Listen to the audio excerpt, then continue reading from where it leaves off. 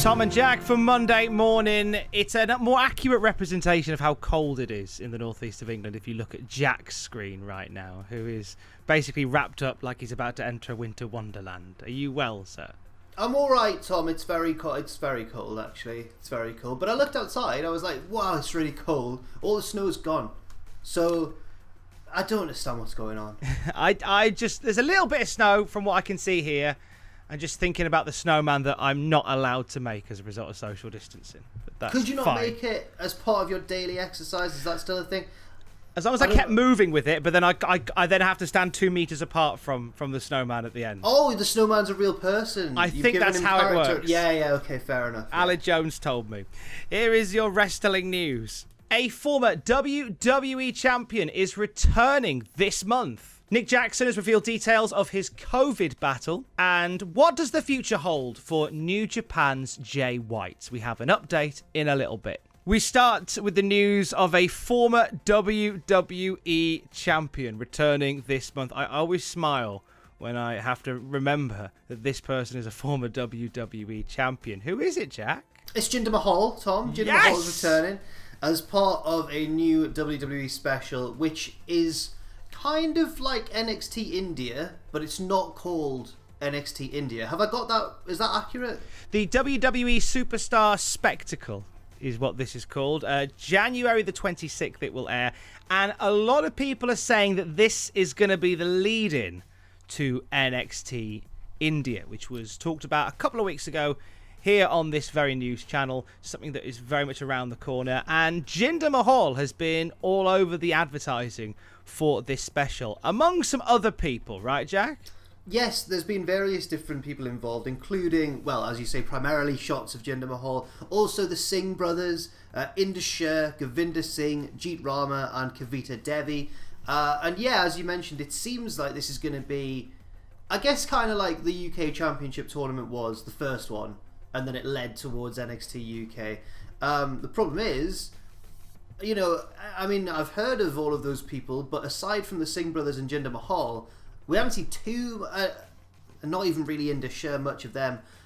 We've not seen a lot of the others in action. So maybe this is going to feature a load of brand new people. Maybe I'm just looking at it from the point of view of, I already knew quite a lot of the talent involved with that UK tournament, so it wasn't too difficult to get into, because I knew quite a lot of I was still familiar with a lot of the people involved, whereas here, it's like we're going in totally fresh. We don't know what to expect, really. Yeah, there's a few names in there that, whilst we're not familiar with them now, I think even like WWE have a lack of footage of them. I think there's an image of Kavita Devi on the opening splash in this video that went out on Sony India's Twitter over the weekend. Okay. And then another picture of her literally wearing her Performance Center shirt. So very new footage.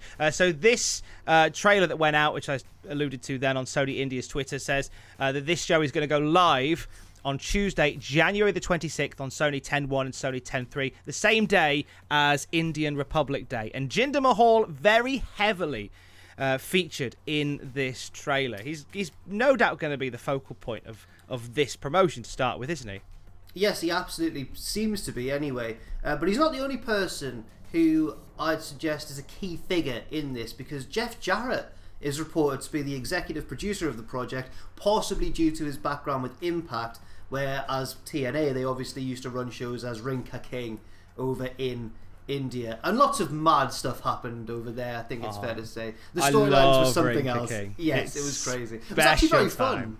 Yeah, it really, really was. And there was some silliness in there, some TNA style silliness, some overbooking in there, but there was some good stuff like the Mumbai Cats, a really good Lethal Lockdown match, the Mumbai Cats. I seem to remember it was nice to see Nick Aldis in a feature position for his NWA champion. That was cool, among other talent from the area, and the Mumbai Cats. Yeah. So I'm optimistic, and I don't know whether I've mentioned this before, but I'm a big fan of the Mumbai Cats. And I'm hoping that there is room somewhere for a team like, say, the Mumbai Cats to be a part of NXT India. I guess we'll find out soon enough. One thing I must ask, Tom, just to stop you from... Sorry to stop you on your Mumbai Cats trail there. Mumbai Cats. Is this going to be on the network? Because I can't find it anywhere in our notes. Do you know?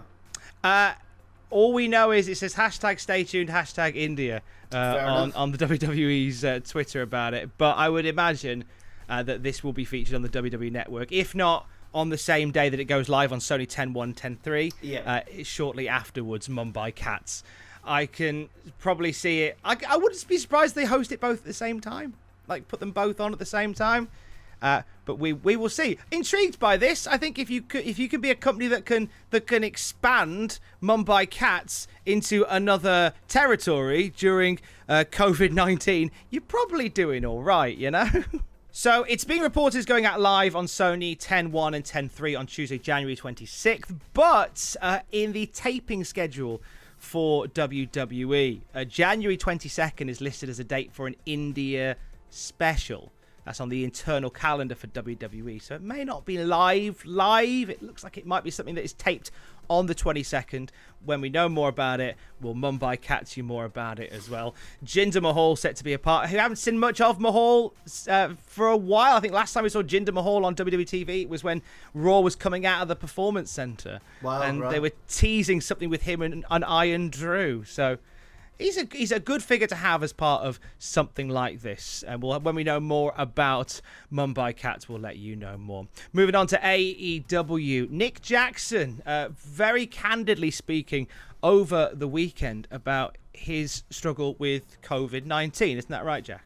Yes, Nick was on his Instagram story and spoke about it very honestly and very openly. And it seems to have, obviously, to the lame, well, it just seems like it affects everybody in a very different way, or has the capacity to affect everybody in a different way. And it seems from his Instagram story that Nick Jackson actually was affected quite badly by COVID. He said, "Crazy to think there's still COVID deniers out there in the world. I had a pretty bad case of COVID in early September that kept me bedridden for nearly 3 weeks. I couldn't taste or smell for 2.5 months. At one point, my whole body had hives in it, and my doctor said that was definitely from COVID. Matt had to do the majority of the work in matches once I returned safely because I couldn't catch my breath. But my cardio is finally back, but it took months to finally feel like myself again. Let's protect each other and wear a mask." Does explain why we didn't see much from Nick Jackson on AEW for that time. Turns out he was struggling with COVID. Good to see him back on form as well. And we're hearing more cases of people who have, on the quiet, had a positive test for COVID and how it's knocked them for 6 and how the symptoms are different for everybody. And, you know, stay safe, wear a mask. Big love to Nick Jackson. On to NXT UK, where there's been a couple of cheeky new signings that we want to talk about this morning, isn't there, Jack? Yeah, there has been, because, this is also from the United States Patent and Trademark Office, which showed that WWE filed to trademark several ring names, and then one of those ring names was new, essentially. One of those ring names was a new signing, and that is none other, Tom, than the East End Butcher himself, Shaw Samuels. East. So Shaw Samuels. I didn't give it quite as much gusto as he usually does. There you go. That's more like, yeah. Shaw Samuels. His name has been copyrighted by WWE, and upon further investigation, on the sly, if you go over to the WWE Performance Center website, Shaw Samuels now listed as a member of the NXT UK roster. Just sliding in there, along with Aaliyah James from the UK and Tony Gill from Australia. Some interesting new names have just been dropped in there. Shaw Samuels is an interesting discussion. I think we have to mention that this is something that we believe was held off for a while. There was an incident at a Rev Pro taping back in 2019 in which a referee was seemingly shot on by Josh Bodum. Shaw Samuels part of that as well. And as things have come out about that, it seems like Shaw may have been sort of wrong place, wrong time with some of that. And that kind of put the halter on a lot of things for him. And it seems as if now, like, enough time has passed and things have settled, conversations have been had, and now Shaw Samuels part of NXT UK, along with Tony and along with Aaliyah James. Some decent talent on the NXT UK roster. I think now they've got Ben Carter on there as well. Low key building up that team with a bit of beef, aren't they, Jack? Yeah, of course. Yeah, I just wonder sometimes whether it's the talent that's the issue or whether it's the I guess, the platform or the level of exposure they have, I suppose. Because they've always, I mean, you could argue they've always had a very talented roster, like Tyler Bate, Pete Dunne, before he went over to the States. But it is, it is encouraging to see them continue to sign more names. But then it reopens that whole debate again, doesn't it? Like, what does this mean for the UK scene and all that? So, I don't really know. It's a massive, complicated debate you could get into. And people did back then when they were first signing everybody. So, I don't know. Good for Star Samuels. It's always nice to see somebody being signed for doing what they love. And, best of luck to him. From being signed to being a free agent, moved to Ring of Honor, where we have Dalton Castle, who is now officially away from Ring of Honor, it seems, Jack. He's waiting and seeing, Tom, he says. He said very, very teasingly, because he was talking to... Wrestling Inc. have reported this, sorry. I thought he was talking directly to them. This is via a Wrestling Inc. report, who say that Dalton Castle is now a free agent and is no longer under contract, and have basically reported that Ring of Honor offered him a good new deal, which he is considering, but wants to wait and see if he gets any other sort of offers. So he's kind of gauging his options right now. I feel like Dalton Castle would be a benefit to whoever he ends up working for. Really talented guy, just a great character, lots of energy and enthusiasm in a guy like Dalton Castle. I thought he might have stayed with Ring of Honor personally. I feel like there was a home from there, but as you say, he's seen what else is out there right now. It's an interesting market for a professional wrestler, isn't it? Yeah, definitely. I suppose he could be looking to places like AEW, for example, but he's had a bit of a weird time in Ring of Honor. Of course, he's a former Ring of Honor World Champion, but unless you knew that, you'd never really guess it because, I mean, he sorry, your camera froze there with your eyes closed. I thought you were just sick of me. Oh. You were like... How'd you know I wasn't? Like this. You were like... How'd you know I wasn't? Sorry, he's a former... I know, it's true. He's a former Ring of Honor World Champion, Tom, if you could pay attention. And then he lost that pretty soon and then tumbled down the card as a result. That's all I've got to say on that. I've not really froze. Moving away from Dalton Castle, finally, when we talk about the futures of wrestlers, the one guy who we've talked about a lot since last weekend is Jay White. Switchblade seemingly on the way out in New Japan. We had Ross and Sam talk about this in the news over the weekend. We have an update, don't we, Jack? We do. This comes via... Well, it comes via Twitter, sort of, but it was in Japanese, so sleuths have translated it, or just hit that little translate button that pops up sometimes. And if you go to the Twitter account at Cultaholic and translate that, you'll see that basically Jay White is still being advertised for New Japan shows in March, which makes it unlikely that he is going to actually be leaving and heading to, WWE or AEW or anywhere anytime soon. In fact, didn't he recently mention, I think this is according to Meltzer, didn't he tell AEW in 2018 when they approached him that he'd signed a 7-year deal with Ring of Honor, with New Japan Pro Wrestling? I think Meltzer made that clear this week. That's correct, yeah. So it looks as if a lot of stuff that Jay has been teasing about leaving New Japan seems to be a little bit of bluster.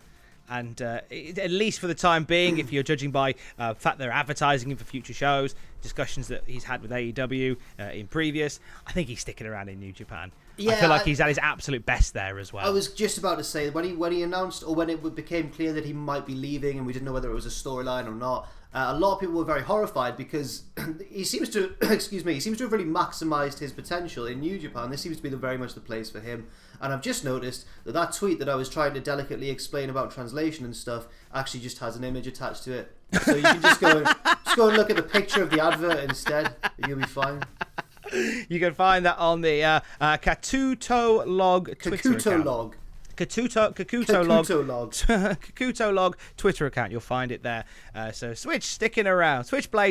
Who's Switch? Switchblade sticking around. He's a games console. Will Smith single. All right, exactly. Yeah. Why not? The games console would have made more sense. I've really dated myself there. I mean, either are good. Either are good.